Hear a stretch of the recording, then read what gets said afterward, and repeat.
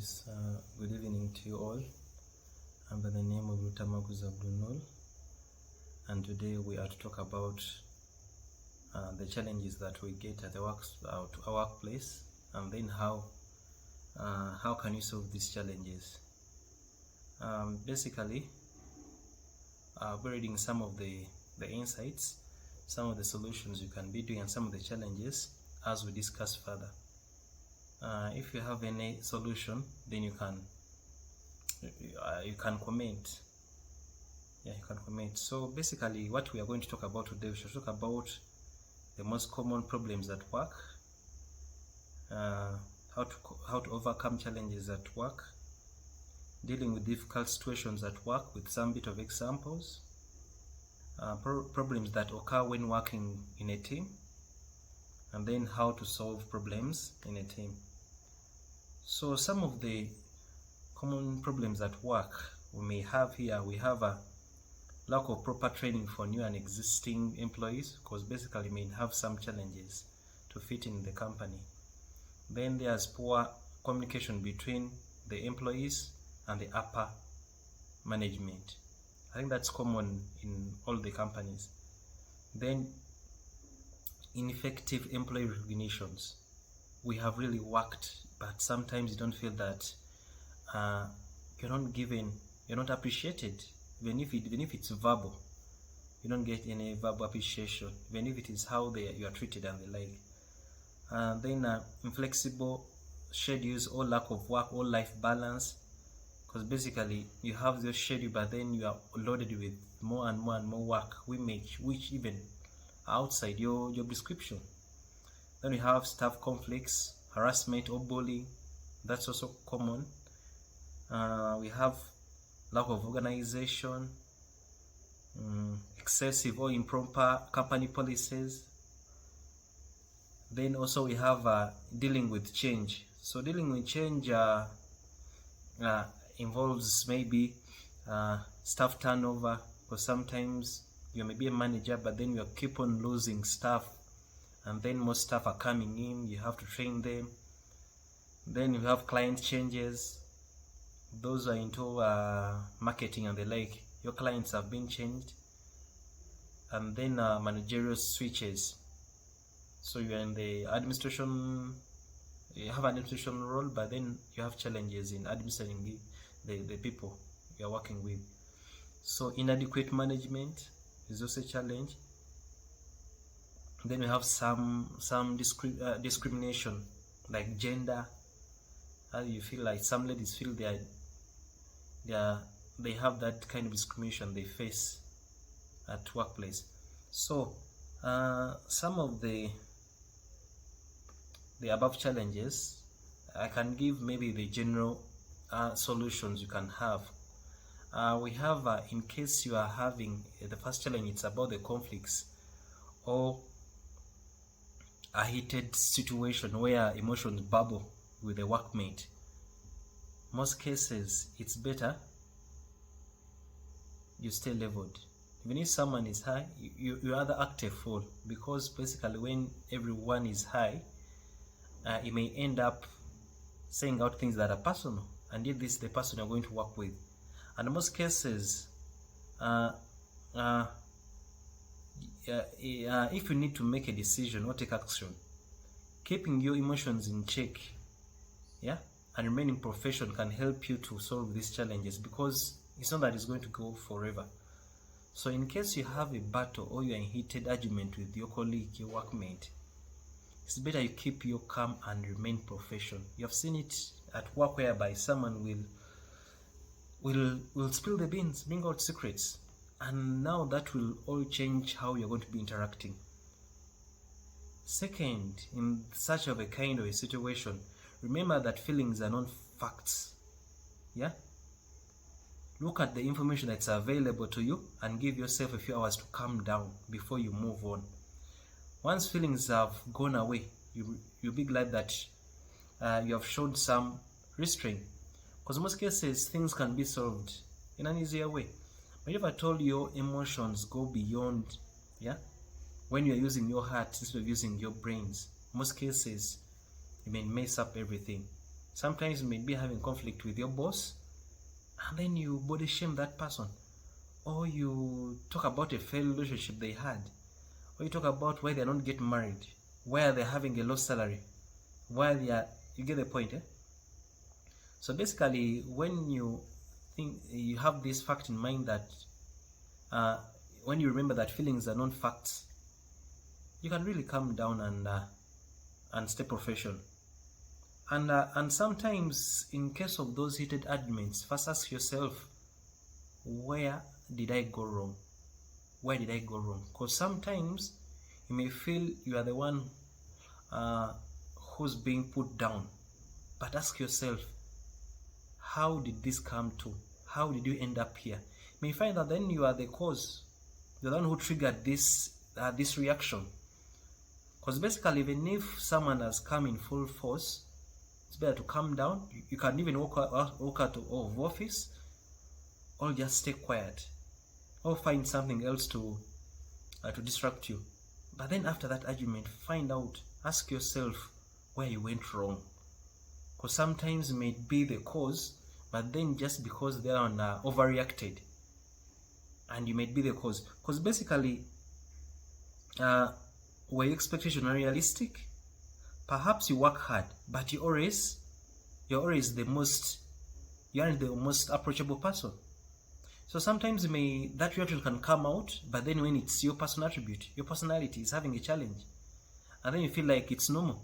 So basically, before you react in that heated situation, ask yourself, how did I go to this? Maybe I'm having a challenge. Then sometimes you should say, I can, when you think you can't. Yeah. So in the face of the challenge, you might find it easier to shy away and say I can't. Instead, look at this passive negativity as positive, and you can do it. Tackle the challenge head on and show you can learn new things on the way. Most cases we have gotten bullies at work. You may be a small guy and the guy is, yeah. You can't just say that I can't open up to, because you are not going to fight. Speak out. Tell that person that no, the way you talk to me is really bad. I'm a human being. Don't back at me. Have some respect for me. So most cases, if you don't speak out, sometimes you go into depression because you feel like you can't do it. So always say to yourself that I can, even if you think you can't. Speak out. Yeah. I can give you a scenario about me. I worked with a fish processing factory. We were under camera surveillance, and then this other was of another nationality. It was not a Ugandan, but then he was monitoring us. You're under camera, but the guy is monitoring you. He doesn't want you to talk to the workers. Remember, you have to build a rapport with the workers. I was a supervisor. You have to build a rapport with these workers, and this one doesn't want you to talk to the workers, to crack a joke, to have a good working environment with the workers. And he would follow you up from, like, he was like a spy. It was not until I spoke to him that I don't like that. Stop following me, stop monitoring me, stop doing this. And then we had a heated exchange, but then he got to know that and stopped that. So sometimes you may think, but then how do you deliver the message? Talk to your boss, talk to your colleague that no, I don't like this. And then another solution, in case there is a challenge you have got it at work, don't dwell in it. Remember, if you dwell at that, it will affect your workforce. Yeah? Rather than dwelling on the issue, focus on planning ahead instead. Something has happened at work, then why should you dwell on that issue? Over the weekend you think about that issue. It's better you put it at the back of your mind and focus on planning ahead of it. Yeah? Be proactive rather than reactive. Be proactive rather than reactive. Every problem has a solution after all. It's not that the challenge is going to be there for a long time. And use what you have learned from that situation to turn it into a positive. Because basically, if at all you have learned that, okay, this person is a bully, this is his weakness, you can use that as a solution. Because basically, if at all someone has a bad speech, just keep quiet. Like, avoid interaction with that person, ignore that person. You realize that that person will feel singled out. You don't talk to that person, don't agree with that person, then they'll have to come back and say.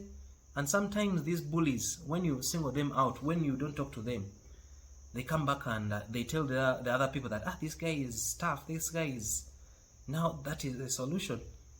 And then when they feel that they really need you, they'll come back and talk to you and say, I'm sorry. So sometimes try to ignore these people who are abusive, who are bullies at work. If at all is that, even if you don't talk to them, yeah, or if you are to talk to them, like in the same line, just give them the report. Don't add on any other conversation. Give them the report, say good morning, here's my report. Yeah, you go on. And then another thing, if at all you have a challenge at work, if it's really big, try to divide it in pieces. If the problem is unavoidable, it requires action, then dealing with it in one fell swoop may cause problems. Yeah, divide the problem into smaller and manageable pieces. Identify the smaller issues and find the solutions first. Yeah, as you cross them off your list, you will be better in position to take on the main problem head on. Instead of being disrupted by the bigger problem, you will be focused on solutions that have now been identified. So you might have a boss, he backs at you, yeah, he shouts at you, he's doing this, gives a lot of work. The bigger challenge may be the work is too much, but then there's small bit of it of shouting at you, putting the deadlines and the like. So you can first solve these issues of the way he's backing at you. Talk to him, say, yeah, I'm going to do this work, but then I feel really bad when you back at me. Then maybe another thing, when you send me work, it's better when the work is sent at an earlier time, because sometimes I have an overload. Yeah. Then another maybe advice is that don't be afraid to admit your mistakes. If a challenge was a result of your mistake you made, then admitting the mistake is usually the best move. Some of you really, you have made a shortfall in the sales. Your boss has, okay, your boss may be rude. Okay, his approach has been so weird, but then first admit that you made the shortfall. So how would you expect him to just clap for you? Okay, yeah, you have made a shortfall, that is really good. No. First admit your mistake that you did, then talk about the thing of backing at you. And sometimes maybe that is reactive of him, it's not proactive. Maybe that's the only way he could react. But then in such a situation, you should understand that you also made a mistake. So don't be afraid to admit the mistakes you have done. Yeah. Now we have other issues. Dealing with difficult situations at work. Dealing with difficult situations at work. One of the situations, like your manager has overloaded you with work. How do you deal with this? The odd request from your manager can easily be dealt with. In fact, taking on a new task here and there is a nice string to add on to the bow. But all of a sudden, you are being tasked a full mountain of duties that are above your salary grade, and they are nowhere to be seen in your job description. Now, how to deal with this? Because everyone wants to please his boss, but then the work is it's an overload, and it's above your salary, and then also it's not in your job description. What you should do, if I told your bosses to give you a load of work, let it be reflected in the salary or the allowances. Yeah, you speak to him. Like, I'm going to do this work, but then it's too much, it's beyond me. Yeah, because basically, if the work is beyond your salary, it's a thankless task. You get the point, eh? So if I told your boss has given you that work, it's a thankless task.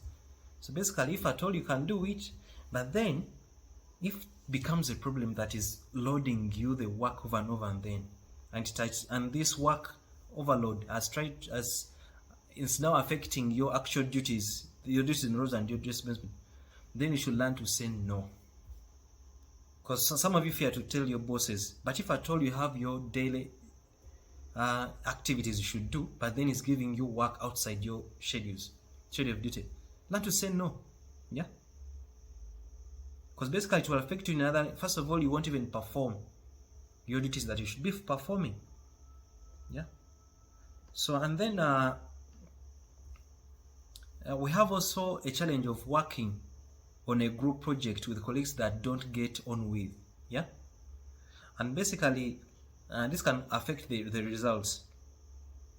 Now trying to get to know them, while this does not have to become a personal relationship, some common ground make the working relationship far less fraught.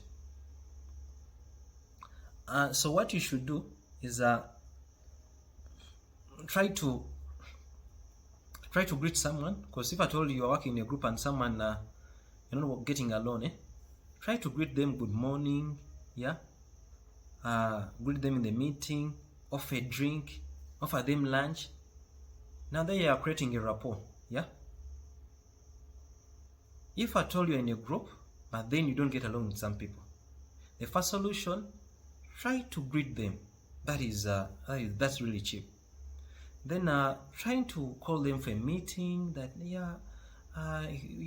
here's a meeting that was scheduled. Then you can also take them for a drink, take them for lunch, to build that relationship. But if at all those approaches are not working out, then you should try to set boundaries. And doing so helps you to keep your distance and stops them from running over the project. Whether it's breaking tasks from working with them, talking through ways you prefer to work, or knowing when to pick your battles, setting boundaries can help you control the situation on your own. If I told you try to befriend someone, then try to set boundaries. You might be working in the same project, but set boundaries. Talk to them when you need them. Yes, talk to them, meet them when you need them. Yeah. So another challenge we have, when your team is afraid to speak out.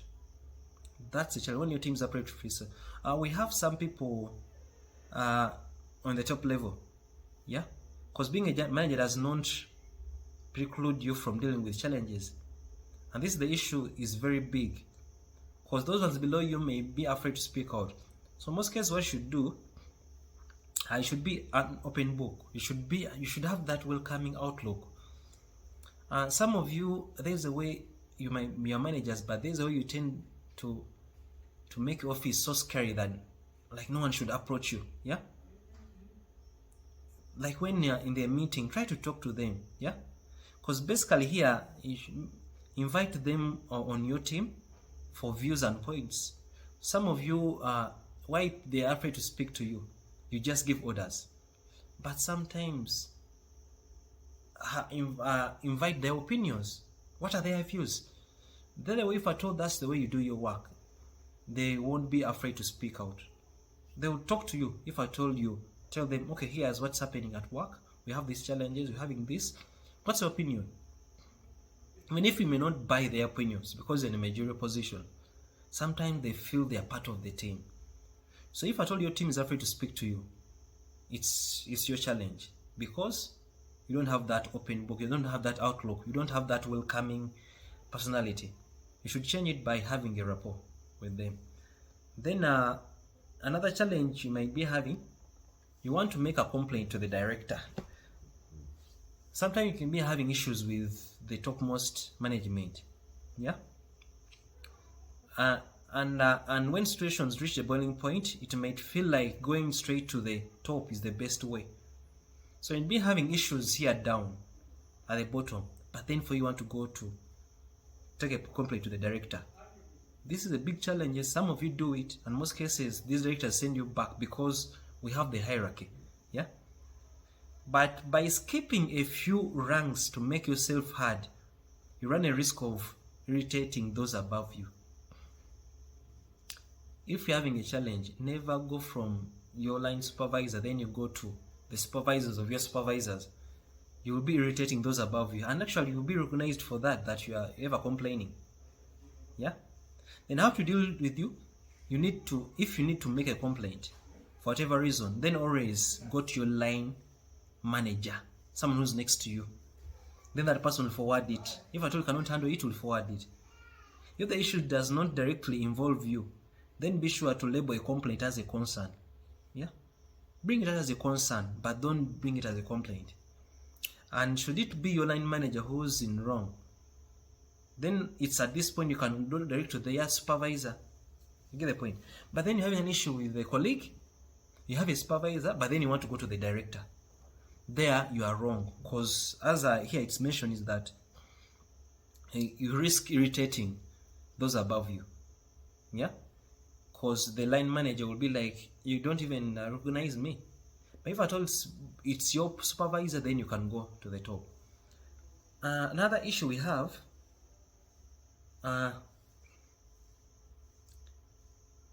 workplace disagreements are usually unsavory enough as they do, but things can get even uglier when neither party refuses to budge. So if I told you are having issues at work, yeah, and tensions are so high, even if you are the right one, just apologize. Just apologize. Yeah, it's far more beneficial for everyone if you apologize, even if you are right, they are wrong. Because basically you spend a lot of time with them. 7 days a week you are with them from 8 to 5. Yeah, so don't let pride and ego get in the way, that in the way of that your ego and pride erase that successful working relationship.